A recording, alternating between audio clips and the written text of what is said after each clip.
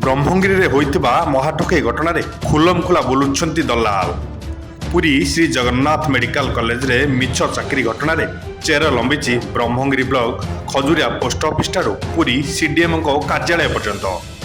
बड़ बड़ सरकारी बाबू छत्रछाया रही दलाल चलाउथिले कला साम्राज्यर नेटवर्क। आउ दलाल माने सरकारी कर्मचारी होइतिबारु अति सहजरे फसाउथिले युवपीढ़ी को। तेबे गतकाली विभिन्न गणमाध्यम खबर प्रसारण पर सक्रिय हो उठी ब्रह्मगिरी पुलिस। ब्रह्मगिरी पुलिस हाथ में लगी लुट घटनार दुई अभियुक्त। तेबे सबुठार आश्चर्य कथा होउछि अभियुक्त दुई जण होउछन्ति सरकारी कर्मचारी। जड़े खजुरिया पोस्ट ऑफिस पियन कार्तिक सेठी होइतिबा बेले अन्य जड़े अभियुक्त पुरी सीडीएमओ कार्यालय पियन बट्टकृष्ण भोई। तेबे एमानक प्रसाद बटरे किछि बड़ बड़ हस्ती माने रहितिबा साधारण चर्चा हेउछि।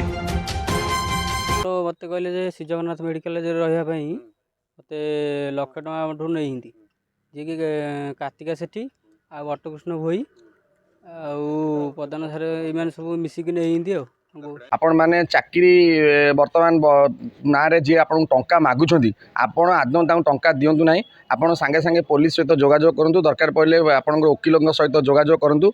एवं बहुत लोक बहुत ठकई रैकेट वर्तमान बाहर जो माने निजको बड़ ऑफिसर कहीकि निजको चाकरी करे बड़ लोक सहित चिन्हा परिचय थाई थिबा कहीकि चाकरी करदेवा लोक लक्ष लक्ष टका ठकुचंती।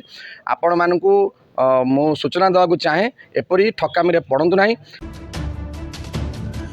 सबुठारु बड़ कथा हेउछि लुटेरा मानक पाखरे श्री जगन्नाथ मेडिकल कॉलेज सहित कौन रही संपर्क। मेडिकल कॉलेज रे किछि बड़ बड़िया बाबू सामिल नाहांती तो एई ठकई घटना रे दलाल माने काहाठारु आणुथिले जाल नियुक्ति पत्र।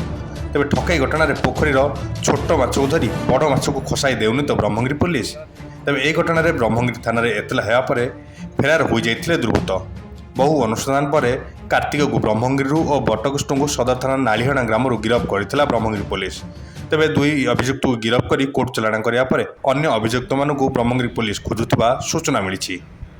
हमर सबुज प्रधान बोली कि जने बुद्धंगर रिपोर्ट देइथिले जे कार्तिक सेठी एवं बट्टकृष्ण भोई से माने चाकरी करदेवे Shri Jagannath medical college and hospital रे पियन चाकरी नहले डाटा एंट्री ऑपरेटर चाकरी करदेवे बोली कहिकी तांकठो पैसा नहीं आउ दी जन सरोजिनी प्रधान एवं संतोषिनी साहू संतोषिनी प्रधान सरोजिनी साहू 4 जन 4 लाख रु अधिक टंका देइचंती। से चाकरी करदे पार्लेनी माने मिछरे तांको ठकिकी पैसा नहीं 4 लाख रु अधिक टंका नहीं कार्तिक सेठी और बट्टकृष्ण भोई को अरेस्ट करके फरवर्ड कर।